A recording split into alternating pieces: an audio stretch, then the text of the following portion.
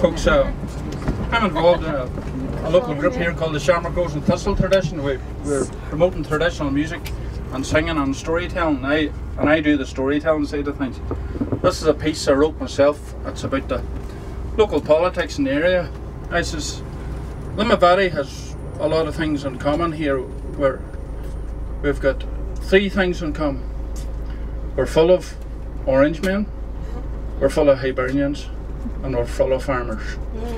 This is a story called The Favour. My name is John O'Hara. Well, I come from McGilligan. I am a farmer's son at the age of 21. I want to tell you a story that happened me one day. It was on a summer's evening, on the 11th day of July. For I'd been out drinking all the night before, sinking pints of Guinness down in the Mallard bar, and I courted Katie Doherty until the early hour. Well, I went to bed at 9 AM and I woke again at 8. I left all my work very late, leading to my fate. So I tell to you the story of a favour I'd returned, and I need you all to listen and to keep an open mind. Well, I am the son of Dan and my mother Mary too. We belong to the Catholic faith, and so we're Hibernians through and through. Now, Ma and I renewed their vows. I took a holiday. They left me in a terrible fix. I had to cut the hay.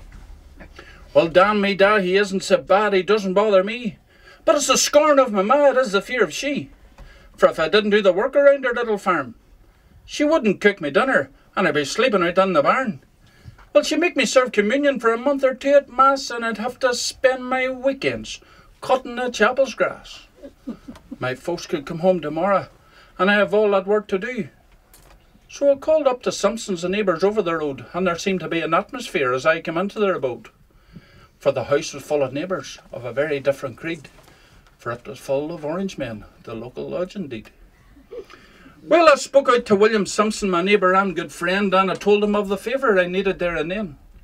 Well, William, he did answer, not a bother, not at all. Sure, all of us can help you and get you on your way, for it's one you can return to us on another day. Well, all the men did whisper. It made me feel alarmed. They all stood up and shook my hand and headed to her farm. In no time at all, sure, all the work was done.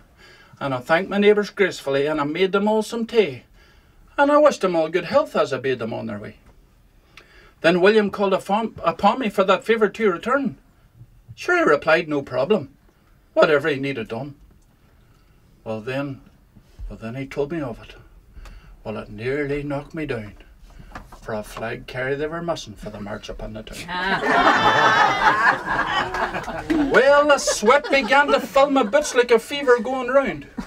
Those empty words, you traitor, were ringing in my mind. William says, don't worry, we'll be looking after you. But it wasn't them who worried me. I guess you all know who. Well, I thought of my late grandfather. I'd turning in his grave, and sure, isn't he a great Hibernian known throughout this land? And now his only grandson will be leading Orange Band. Well, I agreed reluctantly, and to my word would keep. And William says, get to bed the early as the 12th at soon would peep, and go and get your head down and get yourself some sleep.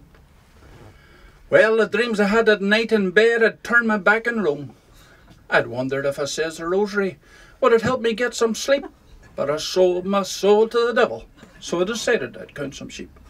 I dreamt to hear my dad shouting something you'll find is very rare. You're responsible for your actions, for going on the tear. And I dreamt to hear my ma screeching, you took the demon drink. And I dreamt she tried to drown me in the dipper for the sheep. For I woke up in a fluster, for I had to change my sheets. The night was getting on now, and I eventually got some sleep. Well, I woke up bright and early to answer our back door, and William brought all my gear in and he set it on the floor. Well, I pulled them rags upon me. That was going through my head, and I wished that I was sleeping and lying back in my bed. I stood up in my uniform, standing tall and grim, and your man, he stood before me with a cheeky-looking grin. Says he, I've never seen an orange man turn a shade of green, says I. You've never seen a Hibernian playing homage to the Queen. Well, we walked down the Lowland and onto the open road. The band was getting ready, and attention needed to stand. Well, they handed me a flagpole at the end of Union Jack, and now you know would have to take a lot of bloody flack. Well, the bandits started marching to get upon the bus. We passed my Uncle Jimmy's house. I heard enough of fuss. As I turned and looked at him, as at me he'd a stare while I pulled that flag around me to hide me from his glare. Sure, I'm the only man in the parish is 6'6" with flaming ginger hair. Well, the bus had now in motion, them boys began to sing. Derry's walls and up to your neck and Fenian blood, surrender you'll die. And to give Pope Francis a bash, they finished with the sash. Well, the best of country cooking was given out to us. I heard a lot of stories of good times now passed by, and me trying to listen as I ate my Ulster fry. Well, we got to Limavady and we paraded round the town. The men and women cheering for the Queen and fucking crown. Not a single word was said to me or to the band. Now the parading it all over, we headed back for home. We headed back for home with a swig or two of whiskey and another one for the road. Well, we landed back at our place to the light of our back door, and William he did thank me for the favour I'd returned. So he says we'll go to the Point Bar in the morning and get our sore heads cured. Well, I thought of the day's events, sure didn't do one wee drop of harm, and all the work was done around our little farm. I noticed a little note that pinned out on the door. It made your bed up, Johnny. You're sleeping in the store.